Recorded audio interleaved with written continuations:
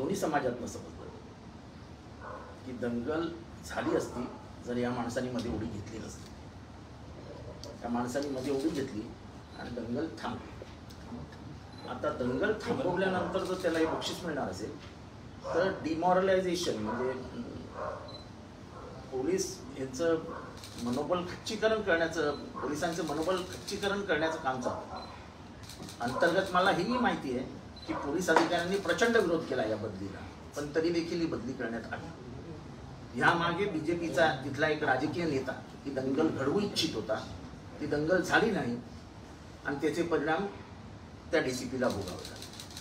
म्हणजे याचा अर्थ स्पष्ट आहे की या सरकारला काहीही करून दंगल पेटवायचे आणि पोलिसांना पुढे हत्यार म्हणून पाठवायचे. मी पोलिसांनाच विनंती करेन की तुम्ही हत्यार बनवू नका, यांना दंगल घडवायची आहे आणि निवडणूक जिंकण्याचा यत्किंचितही त्यांचा आता आधार राहिलेला नाही. त्यांना माहिती आहे प्रत्येक सर्वे त्यांच्या विरोधात जातो आणि असं जर करतील तर अजून सर्वे विरोधात जातील. कारण का हिंदू हा कधीच आक्रमक, हिंसा आवडणारा हा कधीच नव्हता. त्याच्यामुळे शांततेने तिथे जीवन चालू आहे. एकदा दंगल झाली 84 साली, त्याचे परिणाम आजपर्यंत तिथे भोगतायत लोक. दंगलीमध्ये जी भिंत उभी राहते ती पाडायला नंतर 20-20, 25-25 वर्ष लागतात. समाजामध्ये जो विद्वेष प्रसरतो, समाजामधनं जो आपलेपणा गायब होतो तो येतच नाही परत. आणि त्यामुळे दुर्दैवी आहे की पोलीस खात्याला तुम्ही बळी करतात, त्या DCPला बळी केला आणि तोही 24 तासात. काही इन्क्वायरी केली असती, काही दाखवलं असतं, बदलीचं काही कारण दिलं असतं. तुम्ही बदली का केली? दंगल झाली नाही म्हणून. आश्चर्य.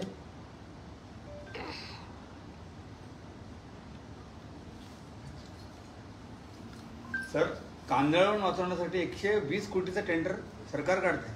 हे भ्रष्टाचार सोडून द्यावं. त्या भ्रष्टाचार पाचबीला पुजलाय त्यांच्या. काल बिहारमध्ये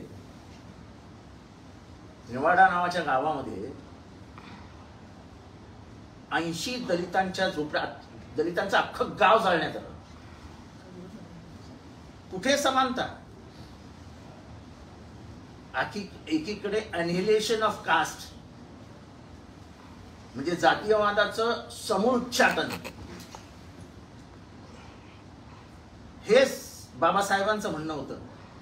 हे समूळोच्चाटन तर होताना दिसतच नाही, किंबहुना जातीयवाद वाढताना दिसतोय आणि त्याला खतपाणी घातलं जातंय. बीजेपी 400 पार जर झालं असतं तर काय झालं असतं याचा विचार करा.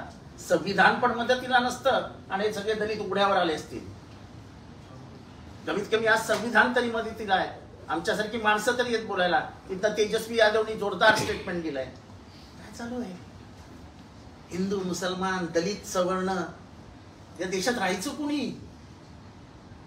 एकदा ठरवा आता. म्हणजे माझ्या अंदाजाने बेलचीमध्ये जे हत्याकांड झालं होतं आणि इंदिरा गांधी बेलचीला गेल्या होत्या, ते बेलची पण बिहारमधलंच गाव होतं. असंच दलितांना मारण्यात आलं होतं. त्याच्यानंतर हा प्रकार घडतोय. तेव्हा इंदिरा गांधींना जाण्यावाचून रोखलं होतं. इंदिरा गांधी हत्तीवर बसून बेलचीला गेले होते आणि लाखो आदिवासी आणि मागासवर्गीय उभे होते इंदिराजींच्या स्वागताला. आणि त्यानंतर लगेच त्यांनी 80 सालची निवडणूक जिंकली. एवढा प्रवास केला आपण, एवढं म्हणजे एवढं विकसनशील देश भारत झाला आणि काय बघतोय तर दलितांचं गावात जाळून टाकलं. काय दलितांनी जगू नये भारतात? त्यांची परिस्थिती काय आहे दलितांची? आजही आपण त्यांना गावाच्या बाहेर बघतो. आजही ठाण्यामध्ये चांगल्या चांगल्या गटारांमध्ये, नाल्यांमध्ये कोण उतरतं?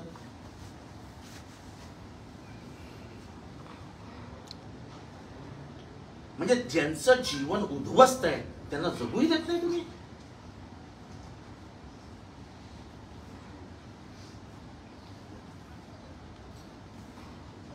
आणि अशा अत्याचाराविरुद्ध, अनाचाराविरुद्ध बोललंच पाहिजे. खुल्या मनाने बोललं पाहिजे. त्यांनी का सहन करावं हे?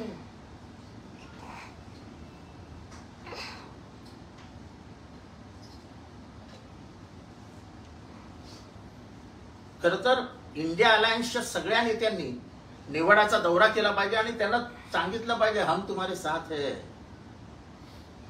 हम तुम्हारे साथ है. त्यांना आज आधाराची गरज आहे, त्यांना आज ताकदीची गरज आहे. आणि पूर्ण भारतातला दलित आज घाबरलेला आहे, पूर्ण भारतातला.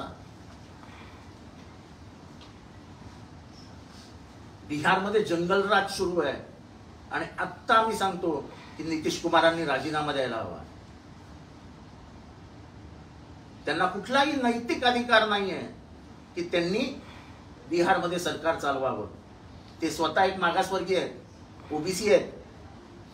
ओबीसीवर अत्याचार होतोय, बीसीवर अत्याचार होतोय, एसटी वर अत्याचार होतो, पिछड़ा अति पिछड़ावर अन्याय के ऊपर अन्याय हो रहा है और आप शांत बैठे हो.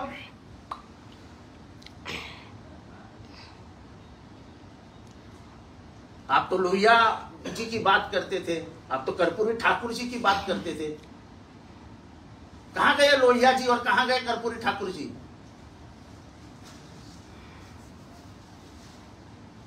उससे तो लालू प्रसाद जी अच्छे. जब दंगे होते तो कोई किसी को छेड़खानी करता तो खुद घुस जाते थे.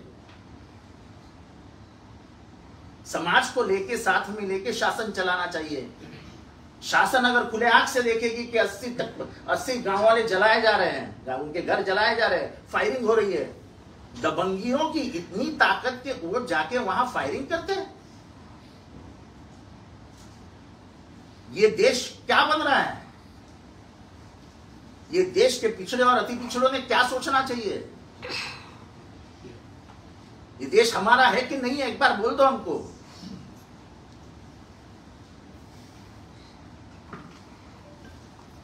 One nation one election. One nation one election one leader.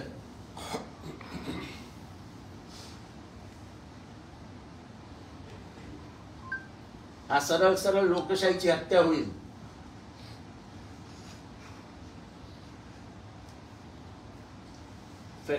Federal structure जे आहे, भारताचा कॉन्स्टिट्यूशननी निर्माण केलेलं जे फेडरल स्ट्रक्चर आहे, ते फेडरल स्ट्रक्चर उद्ध्वस्त होऊन जाईल.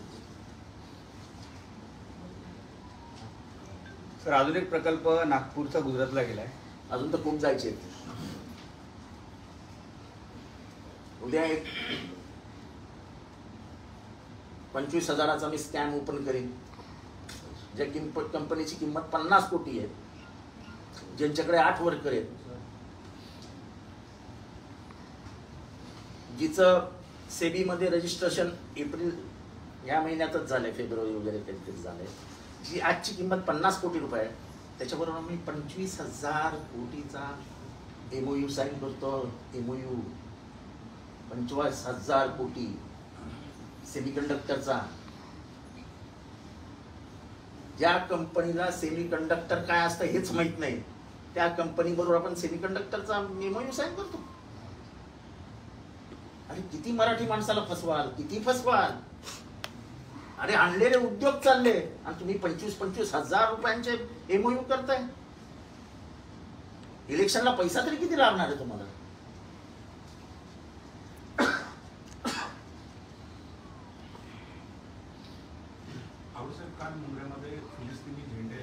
हे मी मोठं बोलते, ते फिलिस्तीनी वगैरे होत राहते, त्यांचे ते छोटी पोरं काय करतात त्याचं. Sir, one nation one election Modi के लिए डिसीजन लिया, हालांकि नंबर नहीं है, कुछ नहीं है, फिर भी डिसीजन लिया तो गया. ऐसा है, वन नेशन वन इलेक्शन देश में कहीं नहीं होता है. इतने बड़े देश में वन नेशन वन इलेक्शन की प्रायोगिकता क्या है, ये मुझे समझ में नहीं आ रहा है. ये फेडरल स्ट्रक्चर है, इधर राज्यों को भी विभिन्न अधिकार है, तो आप ऐसा क्यों करना चाहते हैं? One election one nation one election one leader. It will result into no nation, no election, no leader. It will be a fascist state. One nation, one election is not a good concept for democracy. It is a straight, direct attack on democracy. Sir, one nation one election में संविधान change करने का फिर से बातचीत शुरू हो गई, तो आपको लगता है संविधान फिर से एक हमला होने ऐसा वाला है है इसको लेकर? कि वन नेशन वन इलेक्शन आपको अगर करना होगा तो आपको संविधान बदलना ही होगा.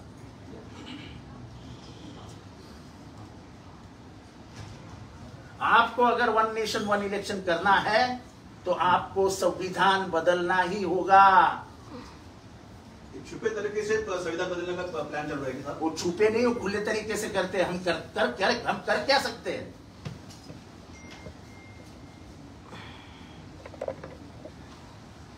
ये देश अब तैयार हो गया लड़ाई लड़ने के लिए।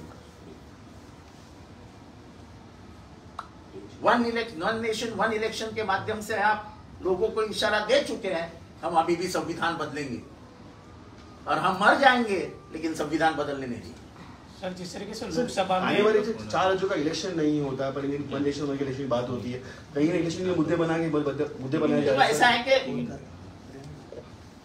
मुझे नहीं लगता उनको इलेक्शन लेना है,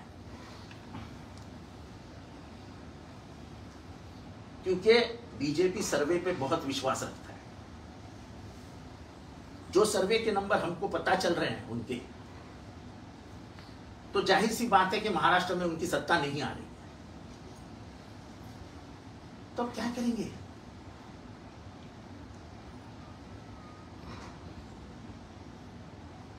केंद्र में उनकी सरकार है, अब देखेंगे आज क्या करता है केंद्र बिहार में। केंद्र की भी जिम्मेदारी है।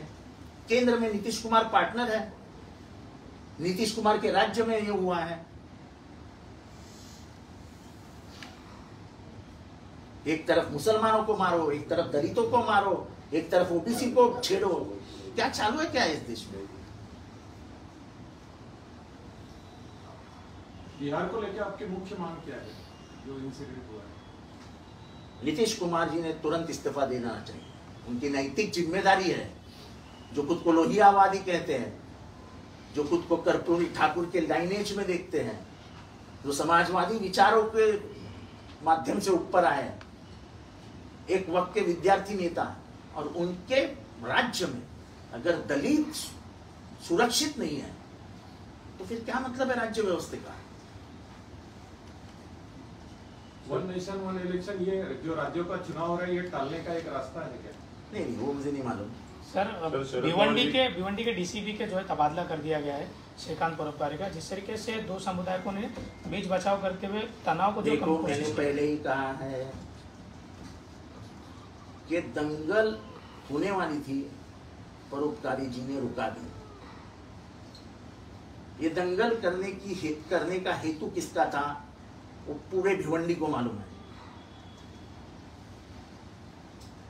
अपनी राजकीय पॉलिटिकल उल्लू सीधा करने के लिए ये दंगल भड़काने का काम किया जा रहा था।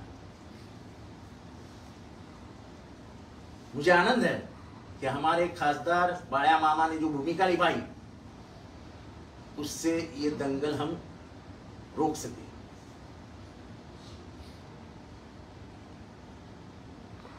आज के सदी में अगर कोई पॉलिटिकल लीडर ये चाहता है कि मैं दंगा भड़काऊं, तो इस पॉलिटिकल लीडर की मानसिकता क्या है? देखो, अगर भिवंडी अशांत हो जाता है तो आपको मालूम है कम से कम लाख लोग खाना नहीं खा सकेंगे,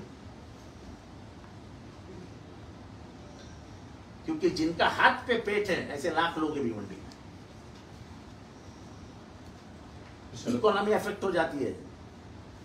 आज उधर कहीं लूम्स अच्छे चल रहे हैं, गोडाउन का धंधा अच्छा चल रहा है, दोनों अगर धंधे मार खा जाएंगे तो कम से कम 2 लाख लोग बेकार हो जाएंगे। 2 लाख नहीं, उसके ऊपर कंप्लीट भिवंडी की अर्थव्यवस्था नीचे गिर जाएगी। सर, भिवंडी, बुल्डाना और अकोला में इस तरह से पथराव हुआ, क्या है कि साजिश है? देखो, ये सरकार चाहती है कि किसी भी तरीके से महाराष्ट्र के चुनाव के पहले दंगे होते रहे ताकि ध्रुवीकरण हो जाए। ये साजिश ही है ना। जब एक दंगा रुकाने वाले डीसीपी को आप उठा के बाहर फेंक देते हो 24 घंटे के पहले, बिना कोई कोई इंक्वायरी नहीं उसके ऊपर, कोई आरोप नहीं उसके ऊपर, तो इसका मतलब क्या होता है? इसके आगे कोई पुलिस डेयरिंग नहीं करेगा दंगल रुकाने की। बोलेंगे जलाओ जलाओ जलाओ। लेकिन 2 पत्थरबाज दिखाई दे रहे हैं इस वीडियो में, वो कहीं ना कहीं मुस्लिम समाज से ही दिखाई दे रहे हैं, उसको लेके क्या कहना है? मैंने वीडियो देखा भी नहीं है, मैं भिवंडी के बारे में बात कर और शरद पवार जी कह रहे हैं, पंतप्रधान नरेंद्र मोदी जी ने 1 नेशन 1 इलेक्शन की घोषणा की, जिसके बाद तुरंत जो है हरियाणा और अन्य राज्यों के कई राज्यों के जो है चुनाव भी डिक्लेयर कर दिए। 12 घंटे बात करके नहीं हुए तो चुनाव डिक्लेयर हो गए हैं। शरद पवार जी किस माध्यम से बोले, किस अर्थ से बोले, मुझे नहीं मालूम। जागा वाटपा संदर्भात हलका चल,